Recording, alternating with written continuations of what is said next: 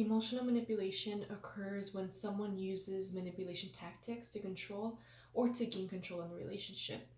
A healthy relationship in any capacity is based on trust, understanding, and mutual respect. Sometimes people seek to exploit these elements of a relationship in order to benefit themselves in some sort of way.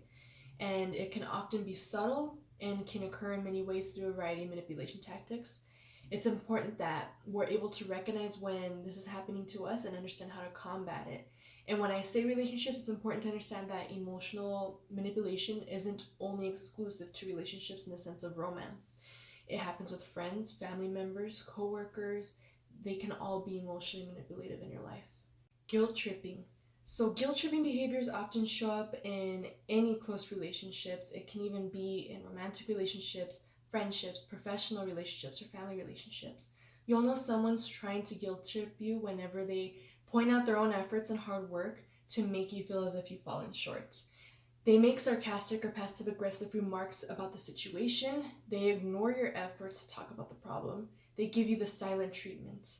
They deny their irritation, but their actions speak otherwise. They show no interest in doing anything to improve the situation themselves. They use body language to communicate their displeasure by sighing, crossing their arms, or slamming objects down. They'll sulk a lot. They'll be like a little bratty, so to speak, you know what I mean? So calling out guilt tripping when you notice it is one of the most effective ways in combating it. But of course, don't expect a person to be good at being accountable for when they're acting out like this, but just know that you are strong enough to recognize these signs. Gaslighting. Gaslighting is a manipulation tactic in which a person, in order to gain more power, makes the victim question their own reality or sanity. So someone trying to gaslight you may tell blatant lies, deny they ever said or did something even though you have proof, make you question your own reality, use what is near and dear to you as ammunition. They'll wear you down over time. They'll throw in positive reinforcement to confuse you. They will use confusion to weaken you. They'll project their own shortcomings or misdeeds onto you. They'll try to align people against you. They tell you or others that you're crazy, and they tell you everyone else is a liar. Gaslighting only works when a victim isn't aware of what's going on. Once you become alert to the pattern, it is easier to combat it. I don't know if you noticed, but a lot of these kind of overlap too. So some tactics will have one area that kind of sounds like another and sounds like another because it all has that same intention. So the next one is called nagging. Nagging is when a person tries to manipulate you into feeling bad about yourself. Nagging happens in a few different ways. So they can give backhanded compliments where they'll be like, well, don't you look fabulous? I would never be brave enough to wear my hair like that with your face shape. And it's like, that's a backhanded compliment. They'll compare you to other people. They'll be like, your sister's in such great shape. You should take a cue from her and start working out. And it's like, what? They're always just joking when you call them on it. Lighten up. Where's your sense of humor, right? Even though they blatantly just insulted you right now, but they're saying, oh, I'm just kidding. That's not kidding. That's not something you do.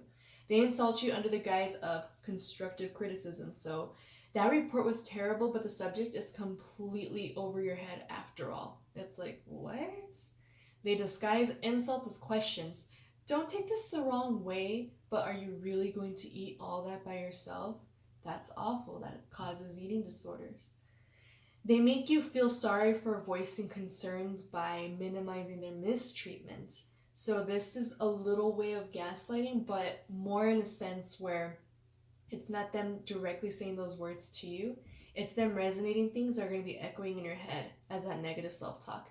And that's very damaging because a lot of this can be seen in dysfunctional families. So if there are relatives that are constantly putting you down or constantly making you feel like you're less than who you truly are, these kind of sound similar to like when you go to a family reunion after not seeing somebody for a while and all of a sudden like boom, that one relative is just flooding you with all these kind of nagging, manipulative, gaslighting, backhanded kind of talk. So yeah, that's the term for this type of situation. Emotional blackmail. Emotional blackmail is a dysfunctional form of manipulation that people use to place demands and threaten victims to get what they want. The undertone of this is, if you don't do what I want when I want it, you will suffer. So it's like blackmailing, but not in a sense where there's going to be like a paper trail.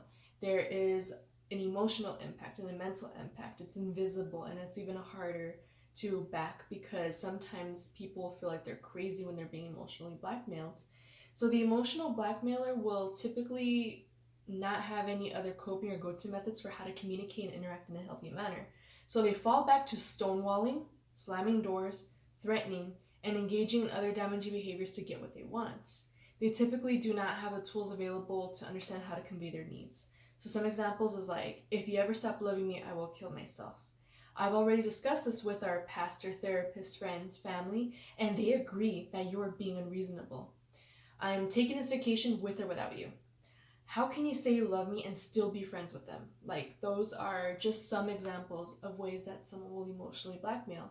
And it's important to identify these because sometimes it'll cause the person to spiral into people-pleasing tendencies and put themselves in the back burner and slowly start dissipating from their true boundaries in order to avoid conflict.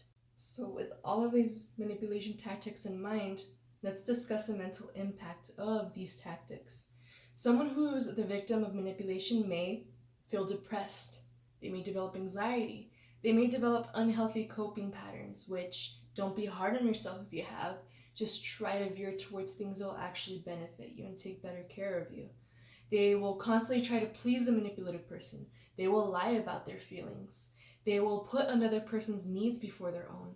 They find it difficult to trust others. In some cases, manipulation can be so pervasive that it causes the victim to question their perception of reality as a whole. How to deal with these manipulative people? 1. You disengage. If someone is trying to get a particular emotional response from you, choose not to give it to them. For example, if a manipulative friend is known to flatter you before asking for a favor, don't play along.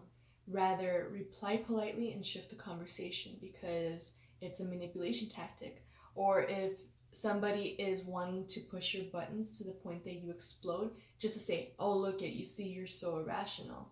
Disengage when you see the onset of that, so that way that doesn't please the manipulative person. Be confident. Sometimes manipulation may include one person's attempts to cause another person to doubt their abilities, their intuition, or even their own reality. And while it's not always easy to be confident, just know that that's the part of the progress that you can make within yourself, no matter what this person has told you to believe about yourself. So this can wear us down over time. It can wear anyone down over time, and it can actually cause you to question these things in yourself. So if this happens often in a close relationship, it's probably best to step away. So it kind of goes hand in hand with the disengaged part. Address the situation. Call out the manipulative behavior as it's happening, of course, if you feel safe enough to do so. Keeping the focus on how the person's actions are affecting you rather than starting with an accusatory statement may also help you reach a resolution while emphasizing their manipulative tactics won't work on you. So try to highlight how it's making you feel more so than what they're doing, because that'll just lead them to do another tactic and another tactic and another tactic. And if they don't want to cooperate with that conversation, then you can reference to the other two, disengage or be confident in it. And most importantly, you're not alone. There are so many factors that have caused you to feel emotionally manipulated. There are so many different routes that you may experience it from, different types of relationships. You may have received it currently, in the past, whatever it may be. Up until this point, if you've experienced this, just know that you're not alone, and there are ways to help yourself. So knowledge is always the first part. And then these are a few little ways that you can help yourself a little bit more. So you can learn to start trusting your gut. If you feel like you are being manipulated, try to trust that feeling. Many times manipulators can make us question our own reality. They can try to harness how you're feeling.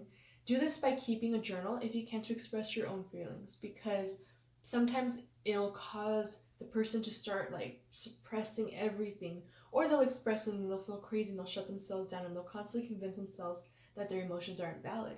So just learn how to listen to your gut, learn how to listen to your intuition, try strengthening that a little bit. And the best way to do it is making sure that While this person may not always be a safe route where you can express yourself, you can journal and express your true feelings and not worry about how they sound. At least you'll keep that part of you and you'll be like, okay, you're able to really let it out in an authentic way without having to warp it around the tactic that this person or people are trying to use on you. You can reach out to a professional too. Reaching out to a professional is never a sign of weakness. It is a sign of strength, and they'll be a trusted neutral party that you can reach out to that won't use these emotional tactics on you.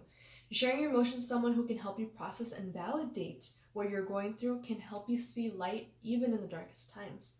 So it's really important to be able to have this sort of outlet, just so that way you don't feel like you're questioning your own reality when you're going through it, and you have someone who can help you be accountable from a very neutral place whenever these things are coming from something within you. You can text hello to 741-741. That's a crisis text line. So text hello to 741-741. For your safety, it may be wise to delete your text after the conversation, particularly if the person who's manipulating you has access to your number.